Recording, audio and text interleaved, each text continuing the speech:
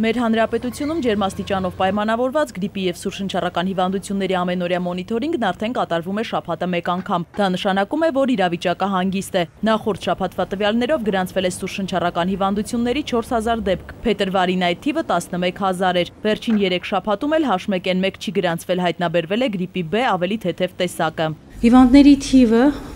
թե լաբորատոր հաստատված եւ թե ուղղակի գրիպանման երևույթներով կտրուկ նվազել է։ Սուրշնչառական հիվանդությունների առումով աշխարհում սակայն իրավիճակը հանգիստ չէ։ Չինաստանում նոր գրիպի բռնկման մասին իշխանությունները հայտարարել են մարտի 30-ին։ Այն ատիպի է H7N9 վարակվածների մոտ նախ հազու ջերմություն է լինում, այնուհետև ուղեկցվում է թոքաբորբով։ Հիվանդությունը մարդուն է անցնում թռչնից, մարդուց մարդուն վարակվելու դեպք բարեբախտաբար չի գրանցվել։ Նոր վարակը դեռևս առավել վտանգավոր է, քանի որ խորությամբ ուսումնասիրված չէ։ Սահմանային կետերում որևէ սահմանափակող միջոցառում չի իրականացվելու, որովհետև ԱՀԿ-ն, Առողջապահության համաշխարհային կազմակերպությունը բացարձակապես խորհուրդ չի տալիս, քանի որ ինչպես 2009 թվականի փորձը ցույց տվեց, այդ միջոցառումները, այդ հիշում եք, այդ ջերմաչափերը, որոնք որ տեղադրվեցին, կարելի է ասել, որ էապես որևէ ազդեցություն չունեցան։ H7N9-ի դեմ պետք է պայքարել այն դեղամիջոցներով, որոնք օգտագործվում են գրիպի դեպքում։ H7N9-ը բուժում է նաև Տամիֆլուն։ Լիաննա Թորոսյանը տեղեկացնում է, թերմոմշակման դեպքում թռչնամիսը վտանգավոր չէ։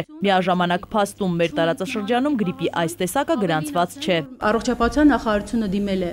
դեռևս մարտ ամսին Առողջապահության համաշխարհային կազմակերպության այդ ախտորոշիչ թեստերի ձեռքբերման եւ ստացել ենք արդեն հաստատումը, շուտով երկիրը նաև ապահովված կլինի այդ ախտորոշիչ ամբողջ համակարգով։ Չինաստանում վարակիչ նման հիվանդությունների առաջացումն ու տարածումը մասնագետը բացատրեց բնակիչների թվով և հակահիգենիկ պայմաններով։